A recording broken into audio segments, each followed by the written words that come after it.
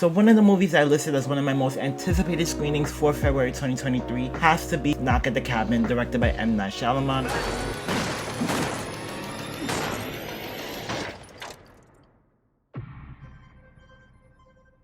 We were called and are united by a common vision.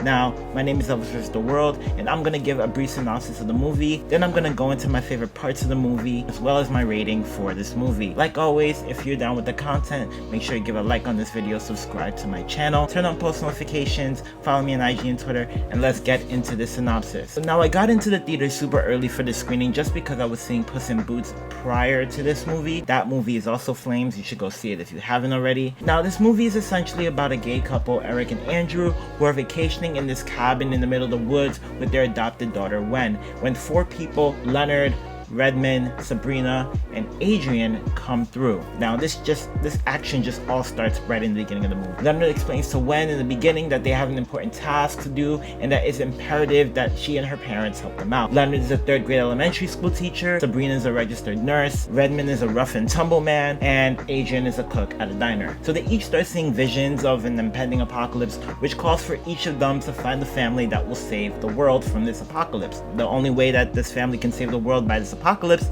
is by sacrifice. The one thing I really enjoyed is that this movie just gets into it. Like, it just starts from the beginning. There's no long introduction, there's no camera panning all over the film location, there's no story or backstory to start it off. It just gets into the movie, where we're seeing Christine Tweed, who plays Wen, and Dave Bautista, who plays Leonard, start off the movie in the opening scenes. I'm briefly reminded that this is an M Night Shyamalan film, which means that there's typically an insane or underlying allegory behind the story that keeps the viewer kind of guessing throughout the movie, and then at the end they typically reveal and then explain what's been going on throughout the movie, and then they typically explain the purpose at the end of the movie. I also got reminded, as well as the candid cameos by M Night Shyamalan himself in this movie. He's seen on the news report on the TV for a split second. See what I did there?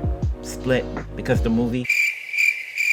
Oh, okay. Another thing I enjoyed about this movie is that the backstories they do get into are kind of spread out throughout the movie and are meant to showcase the love that Eric and Andrew have for each other and their daughter, as well as the story of how they adopted their daughter Wen. They go into some heartfelt moments that their family shared together, as well as point out some of the flaws that they portray in their relationship. This was a pure family dynamic that needed to be sacrificed in order for humanity to continue, even though their type of family dynamic would be considered quote-unquote non-traditional and typically ridiculed in general society. Eric's pain as he sacrificed himself because according to his reasoning, he did not want to see his daughter grow up in a society that's destroyed. Typically already her society is her worldview is kind of shifted already because she is a child that has come from adoption, and the last thing that he wanted to see for his daughter was to live in a society that's post-apocalyptic and destroyed. I did think Dave Bautista was great in this movie, as it could have been so easy to cast him as the aggressor character. They gave that to Rupert Grint, who also did a phenomenal job in this movie as well. The whole cast was excellent, but for my favorite supporting roles, I gotta give it up to Ben Aldridge and Nikki Amuka Bird for supporting roles in this film. Ben Aldridge just really graced the emotion conveyed. As his family dynamic is threatened, you can see that emotion as he's tied up in a chair, just fiending to get out to rescue his family. And Nikki Amuka Bird is a character that is a nurse who sees traumatic events on a daily basis and is witnessing this family having to be destroyed, and it feels genuine sorrow that is conveyed so well on the screen.